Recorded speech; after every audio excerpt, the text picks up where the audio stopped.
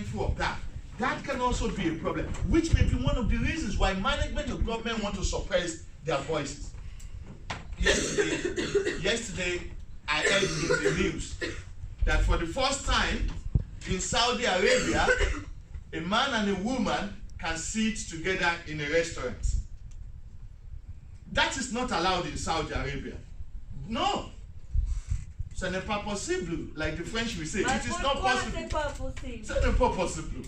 C'est pas vrai ça, oui, je parle. Ça va, ça va. Très bien. So, the French people will say that is impossible. But yesterday it was in the news. And the reason is that the current king of Saudi is trying to show the world that we are listening. You understand? Before, men are eating in this way, there must be a barricade before you will see women eating this way. In Saudi Arabia, there's no cinema. You can go to cinema. Now they're planning to have one. In Saudi Arabia, before, a woman cannot drive. Now they can. What I'm trying to say is that the society is very dynamic. You can see it changing. If you go to the United Arab Emirates, for example, it's not what you read online. A lot of people will say, oh, you can't go to UAE. If you go to the UAE, you cannot hold your wife. I remember the first time my wife came to the UAE with me. I mean, I've been there many times, and then we wanted to have our wedding anniversary. And she said, I want to go to the UAE, but I don't want to go to Dubai. And come and say everything I'm reading. I said, don't believe this thing. They say, I can't hold you. You know, I can't walk in the street without holding your hand. They said, I said, you can hold me. You can hold me. What they are just saying is that you must be sensitive to other people. I cannot stand like in the bus stop like we do in the UK and start kissing you in the UAE. No. In England, who cares? You even see 16, 17-year-old school boys and girls doing it. You understand? But in the UK, exactly. Even go more deep. Even deeper. Okay, too much information. You understand? So what I'm saying, so back to our point, is that it evolves, and when you look at what has happened in the Eastern Europe, you can see that it has also changed. Again, look at what is happening in France. Look at the protest that is going on. It's by the union. You understand? Pushing. They're talking about the issue of pension. If you've been following the development in France in the last 5-6 days, it's a continuous strike talking about the pension issue, that their pension is reduced. People have to retire at age 62, and when we retire at age 62, the pension we're going to get is too little. So people are having to work extra hard so that they can increase their pension pot. And they're calling the French president to come and look at what is actually happening and to address it. That is union. Now, that's what we are saying. What do union do? The role of the union is to influence organization. They try to influence the organization by pushing for what they think will benefit their members. So we say that they have a collective voice. If one individual in the organization, yes. But I have given the example of Saudi. Okay. But there is no such kind of union. Their union does not that the conference and the SS doing all that. Sorry, please, one class so I can get his message. Please take that again. The conference MBS, he is just doing the revolution. He's trying to change. Yeah. Otherwise, the unions of the is still against it because of the Islamic Sharia law, because I brought up there and each and everything. You're right. That's what we're saying. A lot of changes are happening. That's the thing. And why is it that we are witnessing these changes? Because of globalization. Because they are open to the world. If you're going to go previously, 3, 4, or 6 months, you know, those priests, he has hanged 2 priests, plus the rest of them are in the jail. Because they were raising the voice. Yeah. Even the Imam Sahaba, he has been arrested. Yeah. I understand what you're saying, but you see, there is no, like, union, it still wants the Sharia law, but MBS, okay, because of the Neom City, he's changing everything. There are 2 things here. One, when you are looking at it from country, and when you are looking at it from organization. In a country, you cannot say we have a union for a country. unions operate within organizations. Exactly. I don't. And then you can have it at national level as well. National Labor Union. You can have that. Okay? Now, bear in mind, when you look at Saudi Arabia, like most other countries, there is influx of many other people from different parts of the world because of globalization. Yeah. Now, that poses a problem on its own. Look at us here. When you look at those of us here, how many of us carry British passports? How many? Do you understand? We possibly carry nationality of different countries. We come from different countries. We have different mentality, different background, different orientations, different ways of life. Now we are merged in an organization where we have people from different environments. So in your company, for example, you could have people that have come from 20 countries. The way you see things is not the way it's going to see things. We are not from the same place. Okay, I'm African, you are Asian, you are Eastern European, I'm American. We see things differently. But then when we have a union, there must be a collective voice. Yeah. The union will be the one to now represent our collective view. The way you see it, how you do it from your own country, we cease. We now have to understand the way the law works in the country we are and what the country found acceptable. It is what is found acceptable. A law is a law. The law is the law. Because you have given the example, like now the woman can drive, now you can sit with the woman. I would say I was there in 2001 and I got lashed just because I was in a market area at the first time. They were only, okay, fair enough, women. You were in the market Area. I was like. with the women. Nah. I would be beheaded if I would be with Okay, the so what happened? You were in the market I area. was in the market area. You know, there was a force, a union, what you call. Yeah. At the prayer time, you can't be on the roads, the street, everything shut Everything down. was stopped, yeah. So even a man cannot walk, he has to go to the mosque. Me, I was even like 18, 19 then. Fair enough, the other reason I was passing through and I got caught and they lashed me. Mm. Yeah. They lashed Yeah. me still like my, Yeah. like on the leg, Yeah. the meat is Yeah. gone. Yeah. You see, the thing is this. I understand what you say. And that was the case. But Before. now, okay. But now, it's changing. I won't change. It's changed. Now It's it changing. has- after 2001, I would say when American forces, the Gulf War, were there, then I have seen how Saudi Arabia was changing. Why do you think it has changed? Uh, It's globalization. Because you see, it is going to be difficult for them to fit into the global environment if they are not going to move with the trend of things. globalization is the main thing. Yes, Yeah. I would Yeah, accept globalization, that. you can see Because- how they live when they come here. It- You do see them. Oh. You see them when they live here.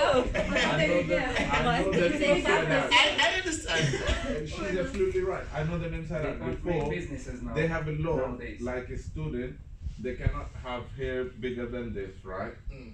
As soon as like the American forces landed there, American forces had got their own styles and all that.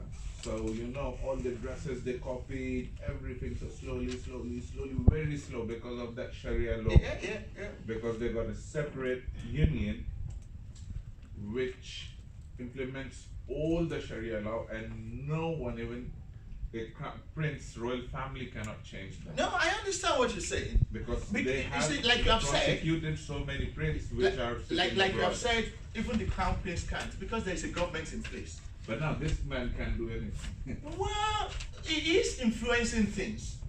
He is influencing things, and the people seems happier. Some of us, personal opinion, we find it funny and laughable. How can you not add, for example, like this is what I said when I was in Dubai.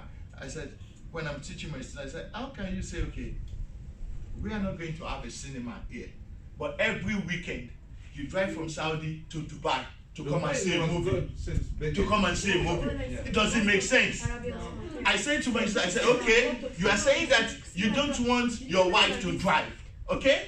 You don't want your wife to drive. But then you can leave your wife in the car with a driver driving your wife for 4 hours. Who is stupid? But you see, excuse me, the problem is that culture can be rigid. We cannot say that what they're doing is wrong, what they're doing is right, if it works for them. But culture is also dynamic, is evolving. So we can see that change. It is changing. Whether what is changing to is good or bad is a different ballgame entirely. When I was growing up, there was no WhatsApp, there was no Instagram. I mean, WhatsApp, Instagram, LinkedIn, Facebook, they were all less than 10 years old. Now, the kind of problem I had to deal with my parents as a student is not what I'm dealing with my children today.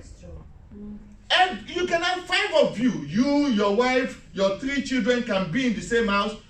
Everybody in the sitting room, nobody is talking. Everybody. I said, this is stupid. We are in the same house, but we are not even talking. We don't even know ourselves. Before, there was none of this. We are watching a TV program together, and we will be laughing. There is one TV. Today, in every room, there is a TV. Your son is on PlayStation. Your daughter is watching Disneyland. You are. And then, is that, now, are you going to tell me that social media is good? No. So, do you understand? But then, it also has its good side. Yeah. So the point I'm trying to make is that we must not condemn anything. There are good and bad sides even to technology and to all this development. Sometimes I'm in the train and I will just look up. Everybody in the train, you see that somebody is listening to music. Another person is pressing phone. Another person, and like everybody. I said, God, what has technology done to us? Before in the train, you look at somebody, you even want to engage in discussion, you want to talk about the Brexit, you want to talk about the election. Nobody wants to talk to you today. I don't know you. Why should I talk to you about Brexit? Who are you? You understand? So, in order not to get carried away, that okay, and it's not just Saudi. Look at China as well. Look at China. It's another culture, whether they listen or not. And then look at Europe. And all this debate will just continue on and on. There's never a good side or bad side to it. It depends on where each and every one of us are coming from. And because we need to unify our position, that's why we say there must be a collective voice of employees. So there must be a collective voice of employees. And then we talk about political and social lobbies. One of the things that unions do is to do what? They are social or political lobbyists. What do you mean? They use their position to influence the organization, to influence the government. You understand? They use their position to influence the government. There are some things that happen in some part of the world that is not acceptable in some other part of the world. For example, Love the land. if you are British, or if you are from Pakistan, or if you are from Ghana, it doesn't matter in this country. If we are doing the same job, we earn the same amount, right? Now, that is not the case in UAE. If you are doing the same job, an Emirati must earn more than you. Doing this, that's the law. The law says he must earn double. I'm just saying double, triple your salary, and you are on the same table. But that's the law. You are, and you know from the beginning you have a choice. You cannot say, "Oh, that is a bad law." No. It's not for you to say it's a bad law. No, you know. They say this is what works for us. This is what we want.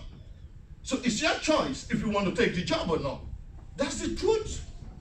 You understand? So I don't want us to be unduly judgmental, but what the union could do is to lobby the government to say that our members need this. I've just given you an example of the police who have been saying that, look, there's so much knife crime in London because of this and that. The number of people that have died in the last 12 months is this and that because the police is overwhelmed, okay, with so much responsibilities. You look at the issue of fire incident, you look at the issue of road accident, and the government continue to pump money to do things, and then the union continue to advocate. In various organizations, you see where the union continue. Look at what has just happened. 2 days ago, there was a fire incident in India that claimed over 40 lives because the workers were actually sleeping in the factory.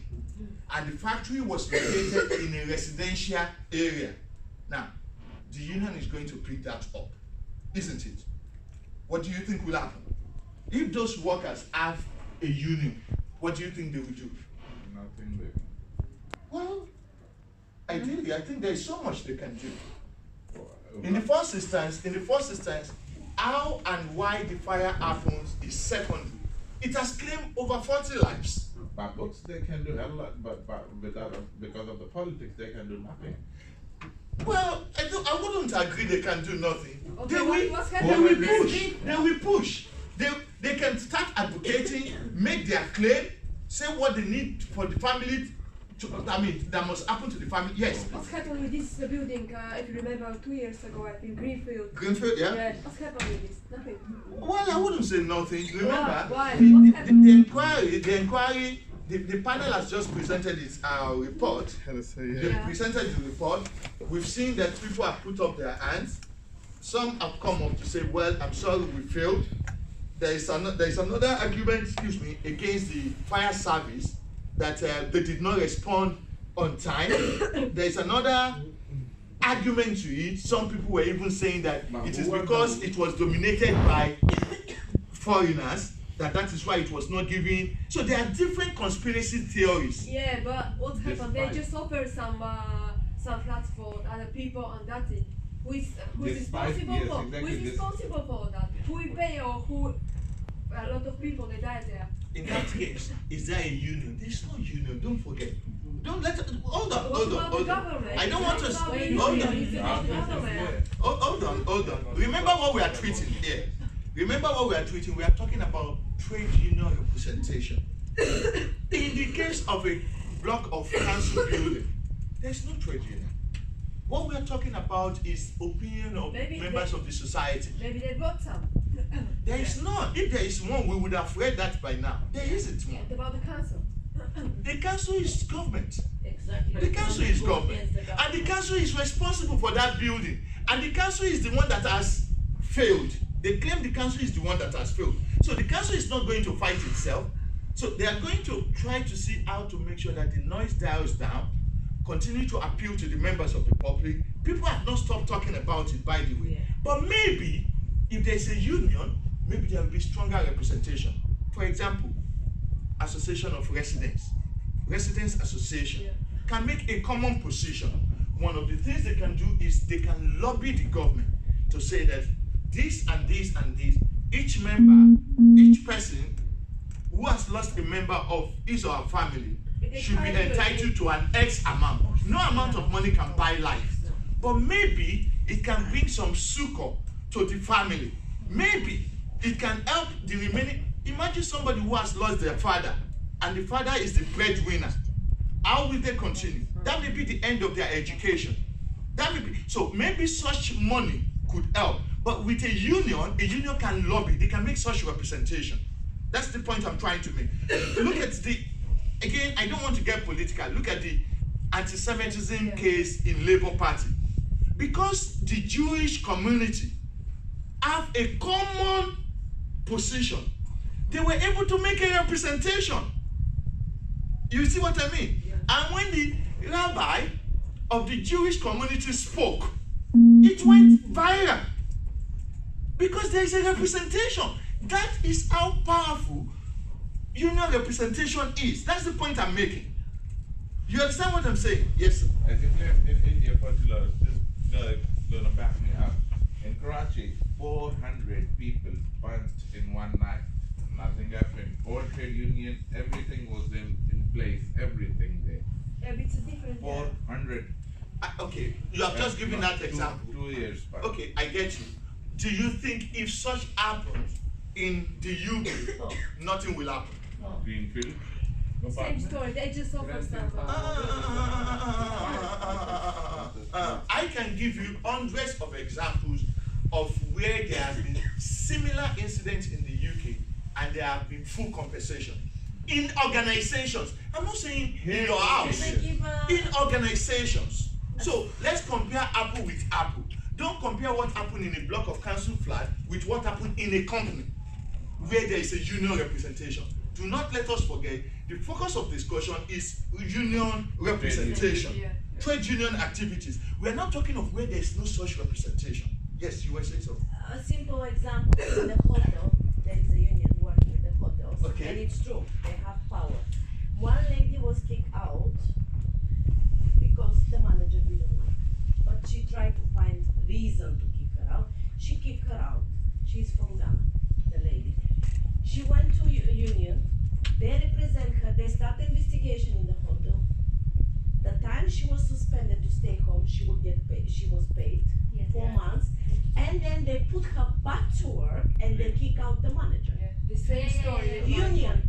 They do a lot. This is the point we're making. That's how powerful the unions are. I'm talking just 1 year ago here. I mean, so, but you see, the example she has cited, okay, the example she has cited, if similar thing were to happen to the same lady in Ghana, she won't get anything. She may get nothing. Maybe she wouldn't. Again, this is where, so this is where the environment also counts. Where union activities can strive, the law of the land, the environment where this thing is, the level of development of the country, all these things count. The level in which the country respects international labor law. Because there are international labor law where you don't want to be sanctioned. But where you have some countries that have no such respect or little respect for international labor law, yes, we are going, there will always be differences. But there, in which countries where they not respecting this law, you can go international. Yes, you can. You can go international, and a lot of people have taken their cases from lower case to international level when they think, okay, they're not listening to us. They take it as far as that. The problem with many people is that, oh, this takes longer time. Oh, if they know that I'm the one behind this, I don't know, they could kill me. They could come after me. And then people want to back off. But the reality is that the trade union activities are fundamental and they can be very, very resourceful. That's what we're trying to say. Again, revolutionary road, they bring about different kinds of changes from time to time, as you may want to imagine. Now, we say there are different forms of labor employee representation. We have different types. Like that's what I call the shapes, okay, of union representation. Okay, now we have what you call the voluntary and the state-sanctioned union. Now, if you talk about the voluntary, under the voluntary you have the non-union and you also have the unionized one. Now, the voluntary representation under the non-union is where management, this is what we were saying earlier, management initiated consultation. It is the management that try to see how they can put union in place.